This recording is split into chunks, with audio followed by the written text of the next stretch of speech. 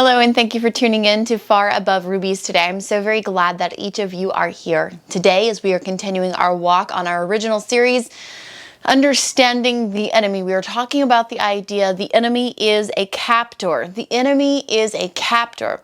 We're going to read 2 Timothy chapter 2 and verse 26, and it says this: "Then they will come to their senses and escape from the devil's trap, for they have been held captive by him to do whatever he wants." They have been held captive by him to do whatever he wants.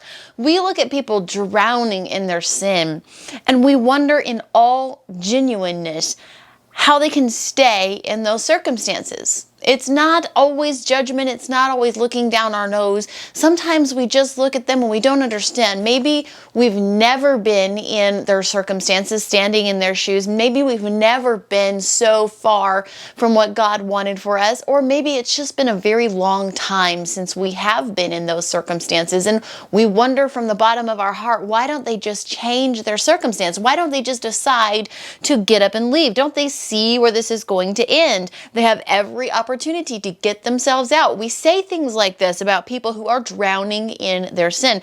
Why don't they just get themselves out of it? But this notion, this question that we ask is not really a whole lot different than looking at a woman living in a horrible, physically, emotionally, and mentally abusive situation and asking the same question: why? Why doesn't she just get out? Why doesn't she just make the choice to leave? Why doesn't she just make the choice to change her life? And we don't see what's going on the inside, that she is usually, maybe not physically held captive, but she is usually mentally and emotionally held captive in her circumstance. The woman that is held captive emotionally, mentally, in an abusive situation has usually been made to feel so worthless and so incapable of surviving on her own without her captor, or the one that she is dependent upon, that she comes to believe that these things are truth. She comes to believe that she is worthless. She comes to believe that she is not worthy of more than what she is living in. She comes to believe that she is incapable. She does not have the skill or the gifts or the talents or the work ethic to survive without the person she has been made to depend upon. We look at the people drowning in their sin and we see it from the outside. We see it from the appearance on the outside, and we don't understand what's going on in their hearts and in their minds. You see, the enemy has held them captive here. He has held them captive in their mind, and they struggle to believe that they deserve more. They struggle to believe that they deserve more than what they are living in, because the enemy comes in like a flood and he tells them that they are worthless, and he tells them that they cannot survive outside of the drug addiction. He tells them they cannot survive outside of prostitution. He tells them they cannot survive outside of the crutch that he has given them to survive on. We are called to help people escape the grip of sin, death, the devil, hell, because they too have been made to feel ashamed and worthless. These people drowning in their sin. They've been made to feel dirty and unlovable. If you've never heard someone say, "How could God possibly love me?" and mean it, then you may not understand.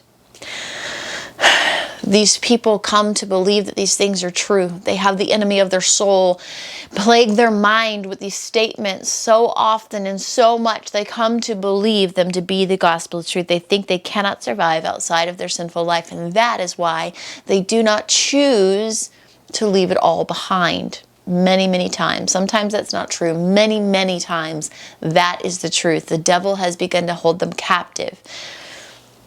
This isn't in my notes. If you feel like you recognize yourself in these statements, if you feel like you recognize yourself in these statements, I want you to go back and listen to the devotionals I've done recently, that the devil is the father of lies. There is no truth in him. He is an opportunist. He is an attacker. Go and listen to those words and speak back to the enemy and say, you are a liar. You are a liar. And simply say the words, Jesus, help me. My friend, if you will just utter the sentence, Jesus, help me, from the bottom of your heart, he will run to you. Say, Jesus, help me. Jesus, help me. And he will run to you. He will send legions of armies of angels to your side to aid you. He will reach his hand down into your situation. All he needs is one cry from your heart to leave your lips. Jesus, help me. Jesus, help me. Jesus, help me. You are not unlovable. You are not unreachable. You are not beyond redemption. You have been held captive by the enemy of your soul, and you do not have to stay captive to the enemy of your soul. The devil lures, he entices, and he tempts until he can capture and entangle you in the things of this world. Don't be ignorant of his devices. Don't play with the devil. Don't tiptoe and think you can remain in control when you dance with him, when you play his games, when you recognize him at work and you play with him. You are in dangerous territory. Don't be ignorant of the devil. Don't think that you can remain in control when you play with the things of this world, because you are opening a door. You are giving him the key to your life, to your mind, to your heart, to your body, to your spirit. He is a captor, my friend. Don't allow him to capture you if he hasn't already. Run from the things of this world. Shut down the opportunities for him to step into your life. And if you do feel like you're being held captive, just speak those words. Jesus, help me. Jesus, help me. Jesus, help me. He is as close as the mention of his name.